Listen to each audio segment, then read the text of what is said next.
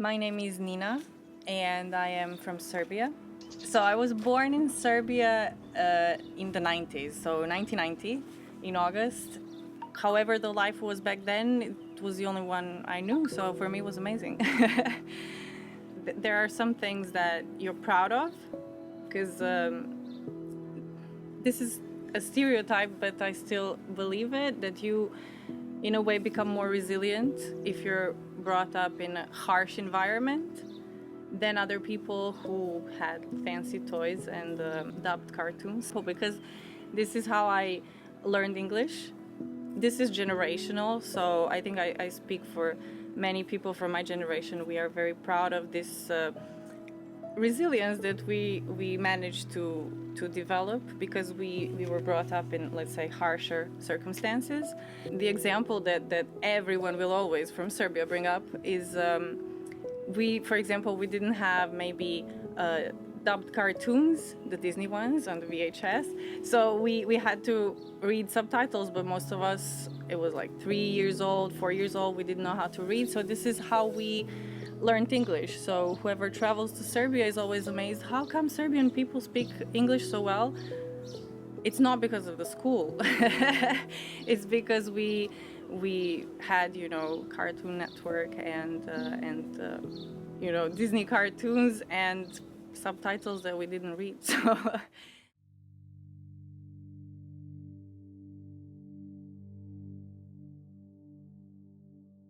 So 99 happened. We kind of got scattered because Belgrade was a dangerous place to be because we had strategical points. And I went to Hungary with my mom and my sister. And my mom didn't want me to stop going to school, so I had to go to school there. At the end of a couple of months, I just spoke nicely. I spoke quite fluently because I guess when you're a kid, you just start speaking whatever language they give you. That was a nice experience, also a traumatic one, because compared to the war in the 90s, this one I remember vividly, and I was old enough to understand the potential consequences. Looking back, I see it as a very valuable experience. I think it was hard on them and it was hard on us to be overprotected all the time. But some of our parents were conscious that you need to experience that because our grandparents, when they were young, they had a war. Then their grandparents had some war, So it's part of life, and that's one of various approaches that they had. Like, this is reality, you have to face it. But the other one was like, oh my God, this is serious because we can die, so we have to protect you and overprotect you. And then there's a lot of scarcity in war, and then you're trying to hide from your neighbors that you are, I don't know, maybe hungry. You don't have enough. War also, it created closeness, but on the other hand, it created just people hiding more from each other.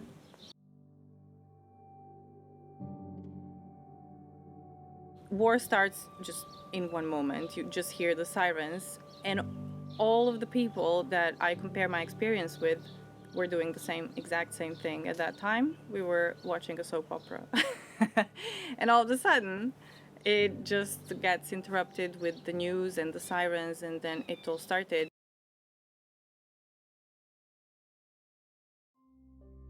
Of course, I was happy to get back, but the problem with taking someone out of the traumatic experience suddenly and not letting him process that, I think is even more dangerous than leaving the person there, living the trauma and processing it its own way. So I was just taken out of that environment. Let's go, new world, new universe, everything is fine, there's no war. And then as soon as you get back, it hits you. It was, for me, that was shocking, actually. Some people might say, yeah, you were lucky because you weren't here, you don't know how it was for us. But I was kind of deprived of dealing with it my own way. It was just like misplaced, and then again back.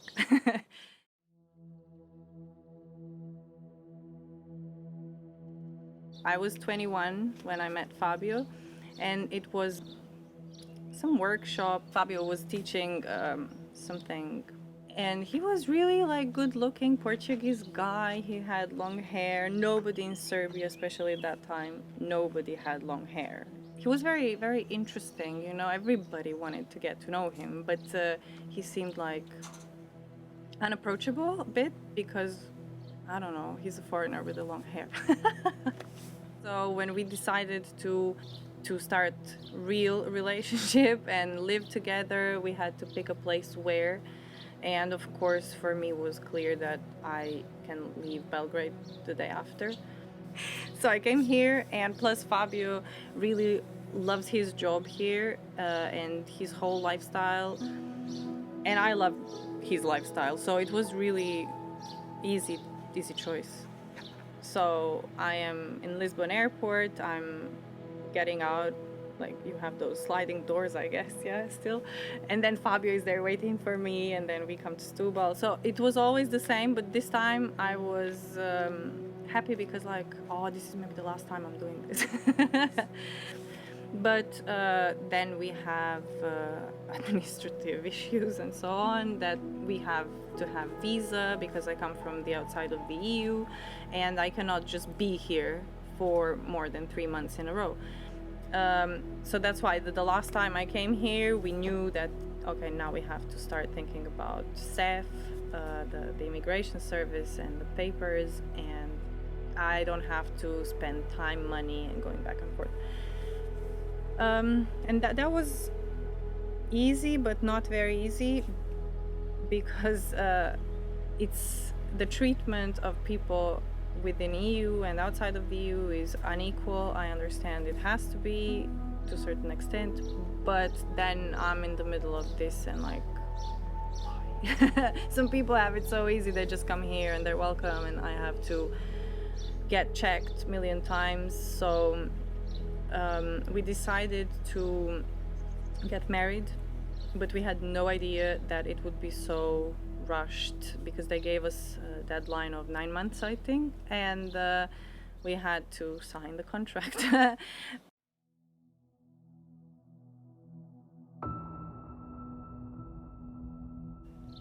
There are like several steps of adaptation.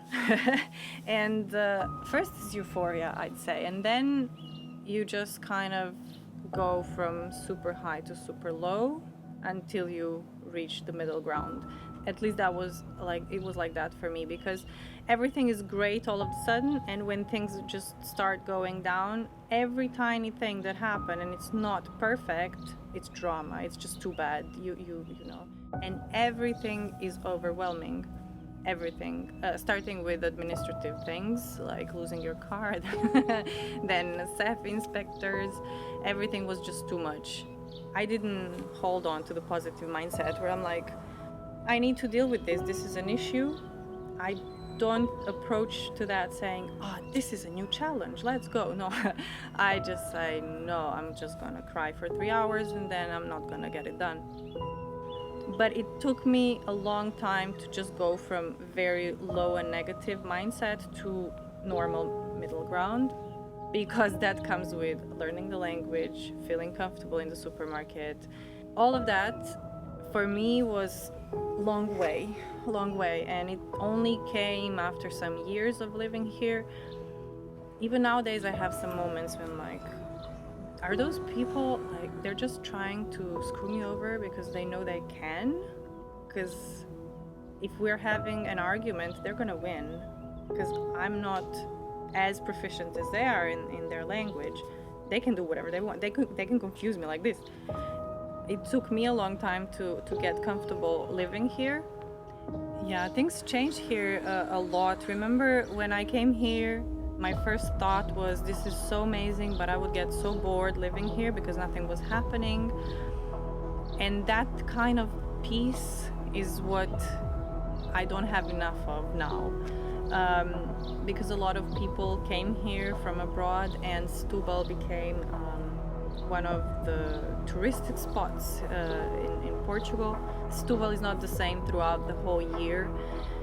And I must say I prefer off-season here, winter, because I feel more at home. But then when Stubal is just left with the locals, I'm like, okay, now I'm a local. So I'm in this weird gap. I prefer it when it's calmer.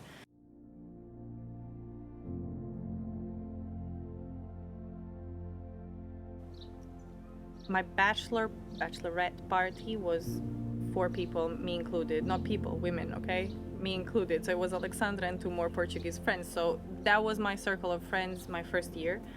We had a blast anyway, but you can't make friends in your 30s as fast as you can when you're younger. And speaking of friends, that was the only thing that I was sad about at that moment, because I left Belgrade when my social life was at its peak.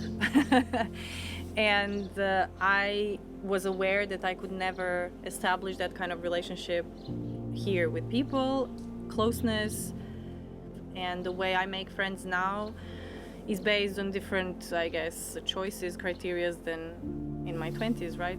But I'm right now, after 7 years almost, I can say I'm happy with my circle of friends. And my circle of friends is mostly people from abroad. I guess it's easier because a lot of foreigners just come here, they don't have their own circle of friends, and we just connect.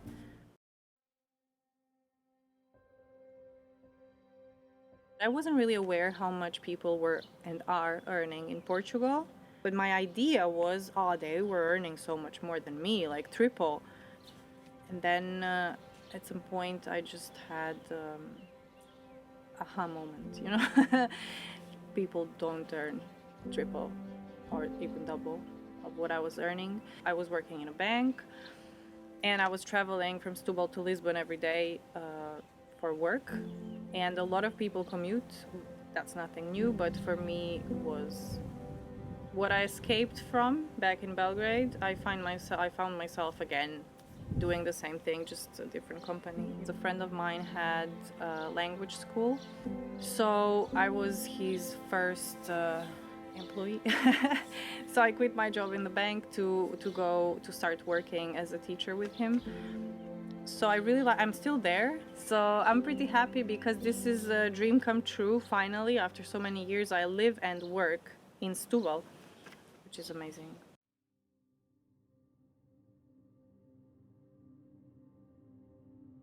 The wide majority of people coming here is just they want to cut their own expenses. If that's the case, I would just say consider everything else. Consider everything else. If you don't have the need to come here, you should think a lot how you will feel, because will you feel comfortable? Because for me, feeling comfortable is what comes down to. You can have more money, of course, you can have a nice flat, beach is there, but what I didn't know about myself, I don't really like to spend a lot of time in the beach. I don't like going there. So are you sure you really like to be next to the beach? The first step is just pass through the administration process, and a lot of people just give up there. This is not what we imagined, this is taking too long. And what are you doing? You're only waiting. You're only waiting for things. Maybe, okay, you're paying money for the process. Language is so difficult for me. I'm just totally okay knowing, I accepted this as a fact. I will never be on a native level. I will always be the one that's not right. And you always have to prove yourself more. And then accepting the whole mentality and how people live here and how people work here and how people solve issues, day-to-day problems. I'm trying to like it now because we don't need to solve everything right now, immediately. We can leave things hanging, and then maybe one day, whatever happens, maybe it gets solved. Portugal, you can definitely feel this, that there is no rush. They've been here without me, all good, grilling sardines. There's no panic when you grill sardines. If you learn how to grill sardines without panicking, I think you're closer to the Portuguese mentality, definitely.